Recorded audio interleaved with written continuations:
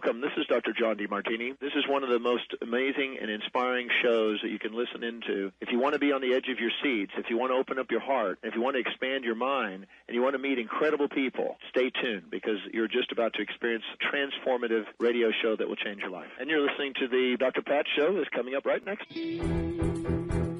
Welcome to the Dr. Pat Show. Talk radio to thrive by. Powerful, inspiring, and coming to you live, bringing you stories of people like you and me, busting through and living life full out. Get ready to dare to wonder what your life would be like if you knew you could not fail.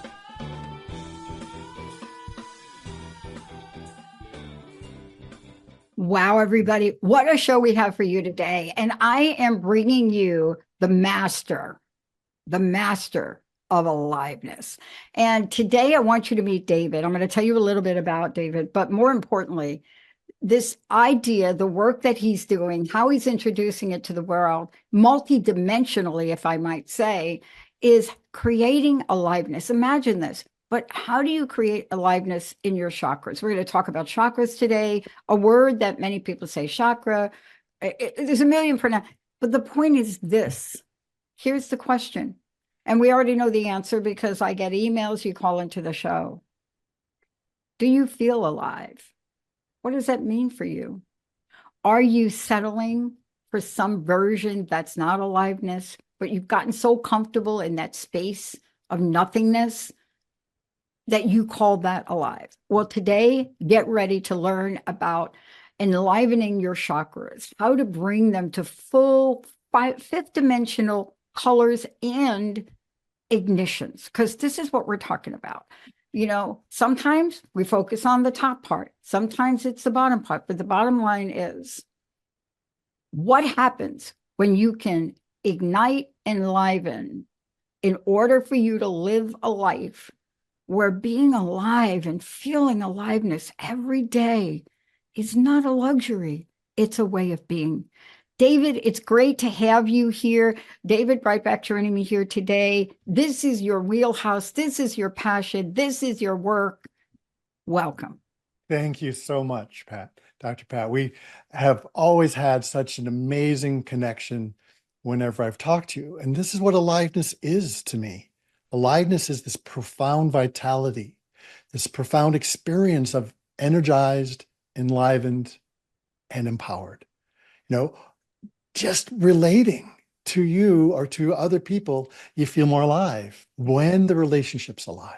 Tell me about when do you feel alive? When I play ping pong. Oh, there we go. Well, I mean, that's one version of it, but what I'm doing now. Yeah. See what I'm doing now. Yeah. And, you know, it's funny how the outside world sees this for me. You've been through this, David, right? Where people look at you and they're like, oh my gosh, you're working so many. And I'm like, okay, I don't have that view of my life. I mean, that's what it looks like for you. Doing what I'm doing now. You see, my purpose and passion hasn't changed in 22 years. On the back of the card, it said, I wanted to reach 1 million people to help them live life full out. Why? Because the first half of my life, it was empty. It was full of addiction. It was success. It was the almighty dollar. It was ruined relationship. I mean, come on, we can go on. That's not feeling alive, is it? No, that's not feeling alive. You know, to me, energy comes from a relationship. So if you're playing ping pong and the other person isn't hitting the ball back, it's not going to be that alive, right? No. If your paddle doesn't find the ball, it's not going to be too fun either.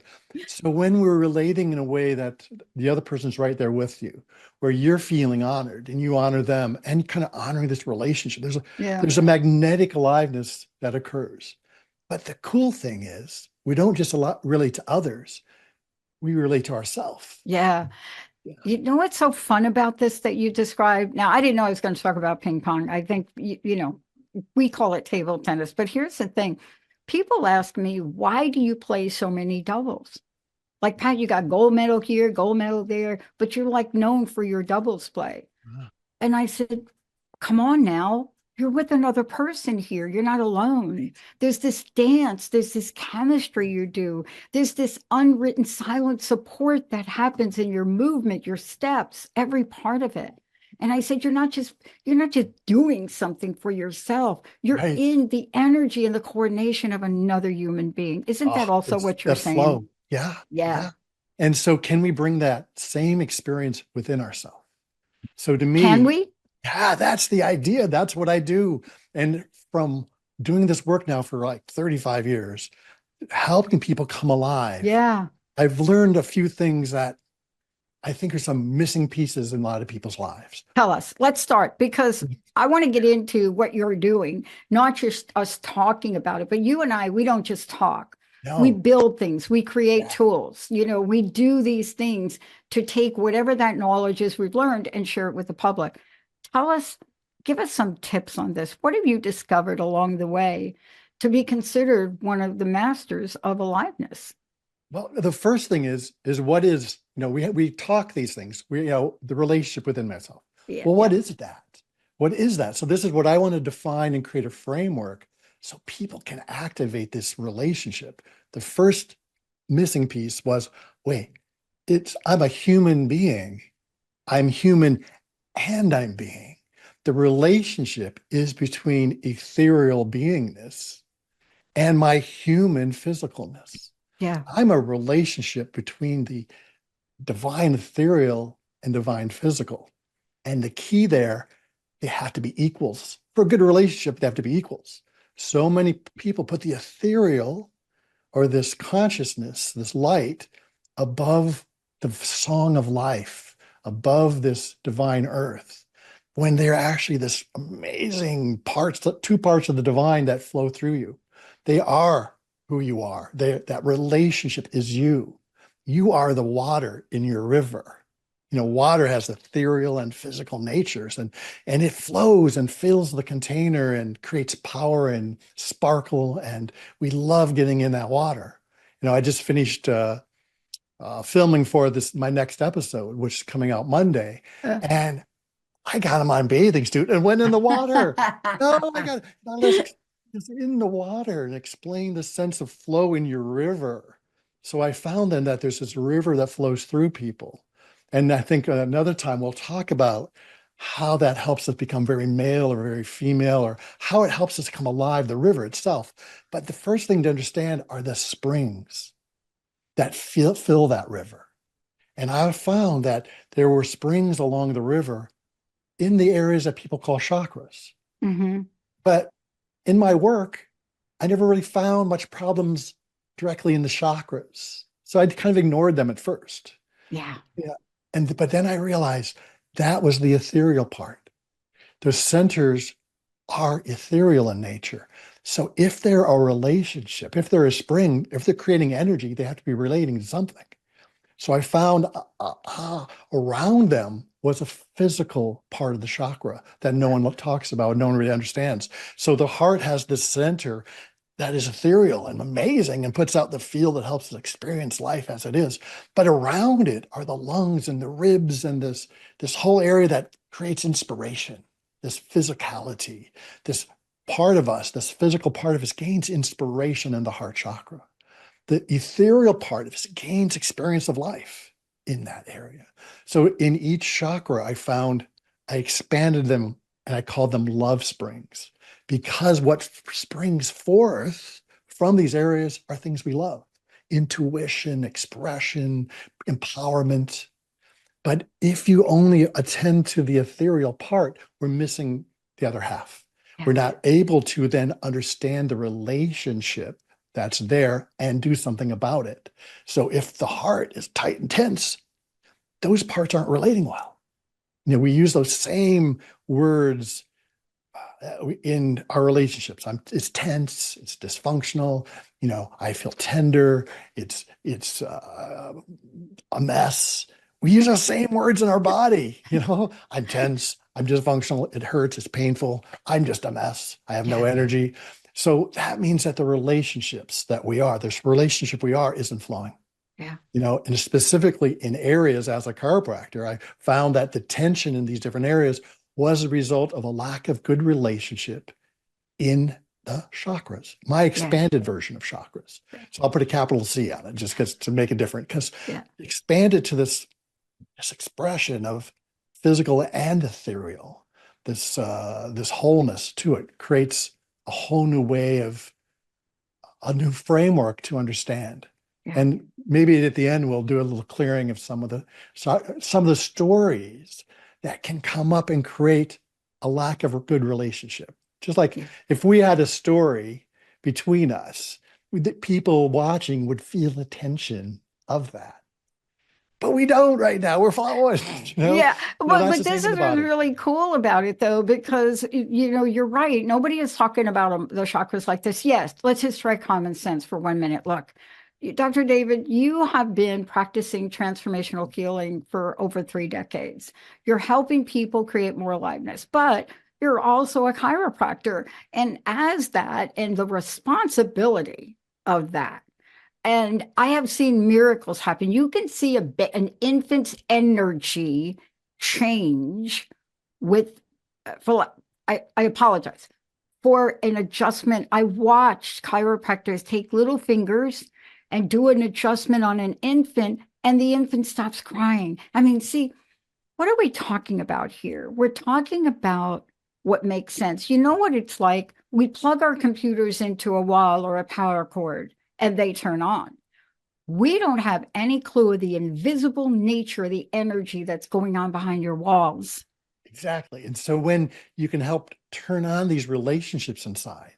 So in my work, it's gone toward actually very gentle touch, actually positioning. How do I help? Because it's the brain that's telling this, it's something, whether it's the brain, something's telling us to be like this. And we're tense and tight, not because we're stupid or have innate stupidity. We have innate intelligence. So to me, we're holding these stories and tensions so we can get wisdom from them. So the idea here is that I may hold tension in my neck, in my defense, being defensed all the time.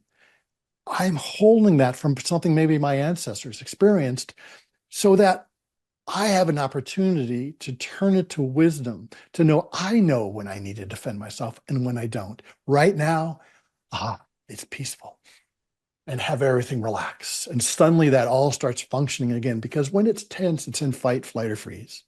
The body doesn't heal, regenerate, digest in fight, flight, or freeze. You're running from a bear. You don't need to digest lunch because you might become lunch. So it's like you're turning your energy away from what is natural: healing, regeneration, digestion, feeling alive, feeling God. You don't feel those things running from a bear. I had the most embarrassing experience in my office. I had someone come in and I was telling her the story about, running from a bear. And she said, well, I was mauled by a bear. And you should see my face. I had a smile on my face that went from ear to ear. I mean, it's embarrassing because I was so excited to meet somebody who actually, it was awful because I shouldn't, you can't smile about that. But I know, but usually you don't get to talk to a person that is alive to tell that story. Right. David. So I got to ask her, did you feel anything? And she goes, no, I didn't feel anything. I just had to get away. So that's another hallmark of fight, flight, or freeze is we may not even feel it's there. So people don't even know they're tight. They don't know their chest is tight. We lose track of what's going on in our body. So one of the first things I help people do is start exploring and experiencing where the body really is. Yeah. So through light touch and different things, the body starts saying, hey, here I am. And it starts relating to itself, and they may feel emotions. They may move. They may start breathing deeply. One person one time in Brooklyn was going, I'm breathing. Oh my gosh, I'm really breathing. It's like she never in her whole life felt herself breathe. As a former New Yorker, I can tell you most of my life in New York, I don't remember breathing.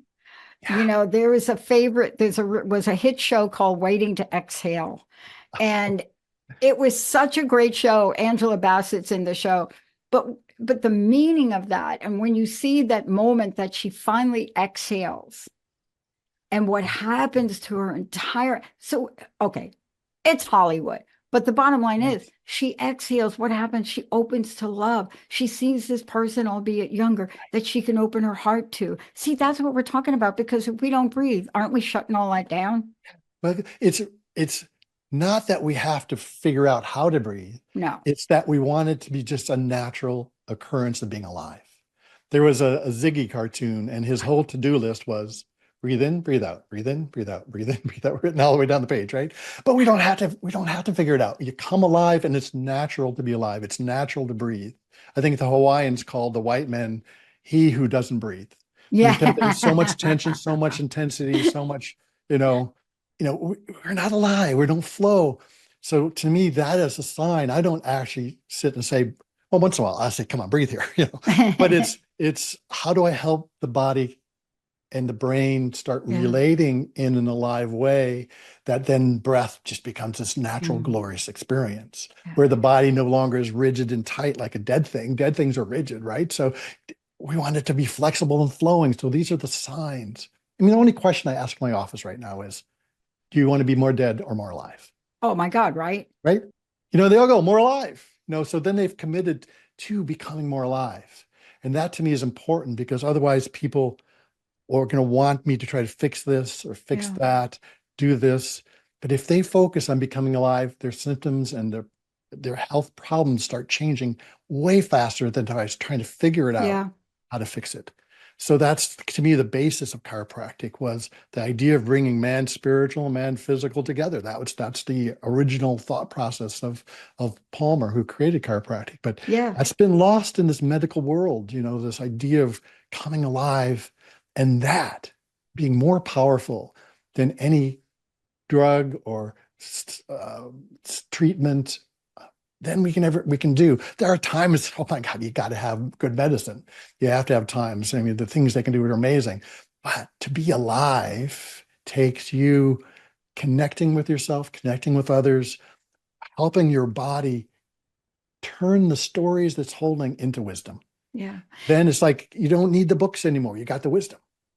So look, you're talking about real situations. Let's drop a few here. One of them is, here I am in the middle of COVID, right? All right, I decide, oh, what a great time to get my 2 new knees. Oh gosh. It was a perfect time. Yeah. I didn't know how perfect it would be. First of all, the hospitals were pristine clean. No other people in waiting rooms. You got your own private. But here's the point. Before that, the pain in my knees was exhausting. So when I got them done, I have a great doctor, Dr. Boone. When I got them done, I went to physical therapy. I went to chiropractic. I did it all. There was a day, I can't tell you when. The first day I walked out on the court, the first day I got on my elliptical, where there was no pain. And I can't express aliveness. But here's the thing. You do it, you don't have that pain, and now you're not restricted. You're not in pain. So you're happy. You're experiencing something.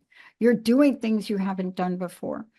Recently, I made a decision to move us out of our offices. I got that decision from Bob Parsons, the founder of GoDaddy.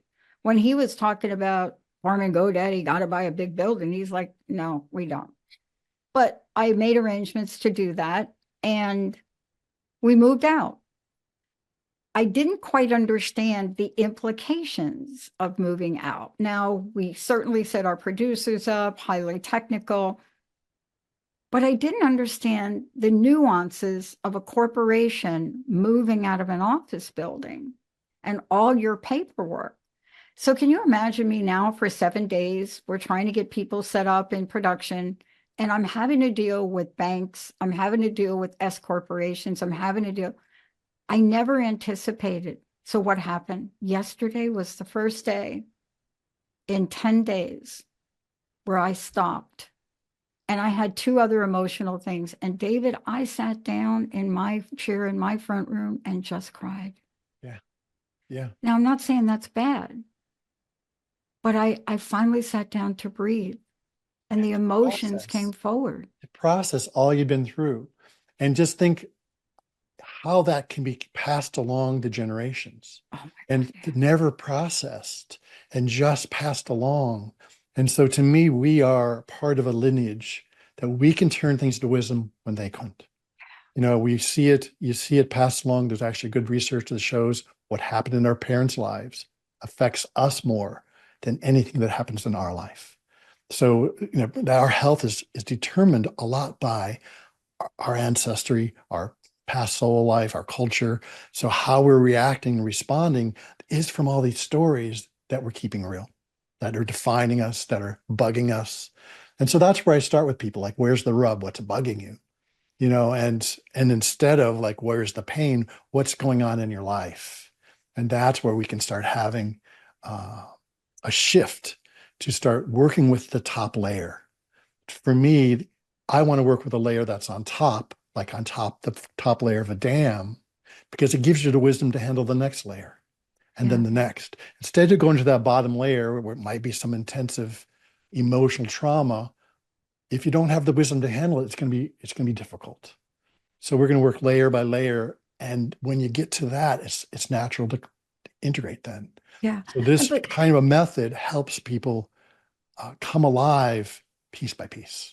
And I want to talk to you about this, because let's go through your method. We have time to do this, and I want to do it because all your experience working with people, you are the person that has created multiple websites. I want to take a minute and just ask you, what is the best way to people find out more about you, find out more about what you're creating and doing? Let's give them some information so they can connect with you and follow you. Well, my central website's createaliveness.com. And there you can find out the different things I'm doing. I've created some, first step, I created some games that are experiential. Because I wanted to do these concepts that I'm coming into, do they work? So I created a game for adults that as you play it, you create deep, alive relationships. You feel that sensual aliveness come through you. And it's all about connecting to your chakras together. So that's fun. And to me, then, that sense of connectedness, along with some relationship concepts, is really effective in changing that. Then my daughter at this time said, well, Daddy, kids need to relate too. Yeah. So she already had this idea. We're going to make a game called Dragon Wings, and kids are going to get their wings and learn how to fly. So we created a game so families and kids, as they play, they learn the joy of relating and come alive and connect. And I've created an app because, to me, I can work on so many people hands-on, which is wonderful. In a couple of weeks, I'll be in Spain teaching what I do. So if you're interested in joining the journey far enough, you can take this journey with me to learn how to do this for yourself and how to help others. So there's opportunities to experience me directly in retreats and things like that, and also through my app called Love Springs app, available on Apple, Google. So you can learn about these things, learn the framework, and start practicing how to create aliveness within you.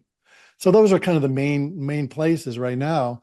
And it's a journey, though. Yeah. So to me, it's not, one visit sometimes is miraculous, of course.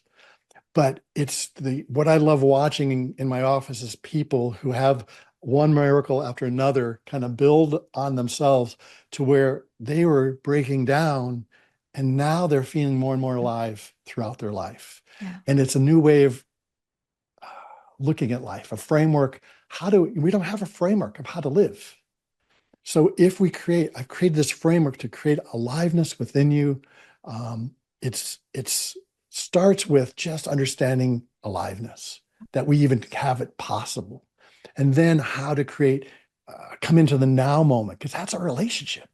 The now moment is a relationship that you can nourish, because the commitment is so small just to be alive, that if you put a little energy into being right here, you get lots of energy being in the now moment. So from there, you can gain depth with others. If you're not in the now moment, if you're only thinking about the past or the future, you're not going to be right there for people or for yourself.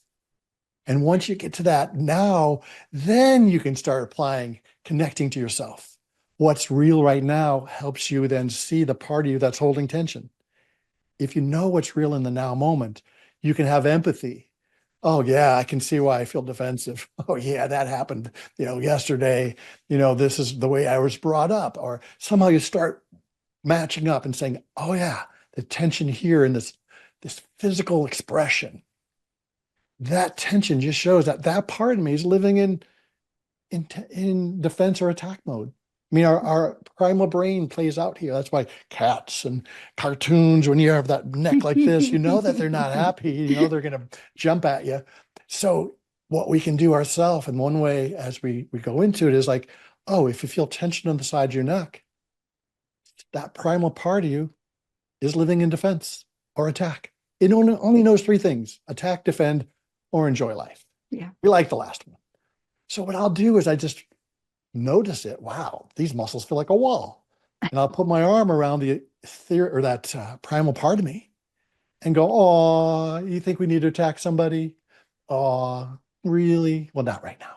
Yeah, And exactly. oftentimes I'll immediately feel heat, you know, and coming into the throat to say, when it's tight in the throat, the verbal expression.